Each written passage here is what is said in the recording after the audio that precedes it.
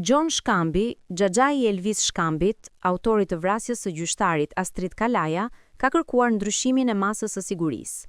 Ai ndodhet i izoluar në qeli që nga tetori i vitit të kaluar. Seanca ndaj Shkambit është caktuar të mbahet më 8 prill, ku këtë kërkesë do ta shqyrtojë në apel gjyqtari Tauland Banushi. Më 6 tetor 2025, gjyqtari Astrid Kalaja u qellua me armë në sallën e gjyqit nga Elvis Shkambi. Në ngjarje mbetën të plagosur edhe babe bir nga pala kundërshtare, Ragip dhe Ervis Kurti. Gjon Shkambi pretendon se nuk ka pasur dieni për veprimet e nipit të tij, Elvis, i cili qelloi sapo gjyqtari Kalaja lexoi vendimin kundër kërkesës së tij për një konflikt pronësie.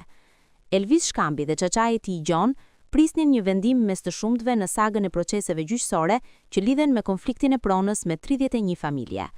Konflikti ka nisur pasi familja Shkambi kishte përfituar një pronë si ish pronar që në vitet 90, ndërsa strehimi i 31 familjeve të tjera në të njëjtën godin ka sjellë përplasje ligjore që zgjat tashmë 3 dekada.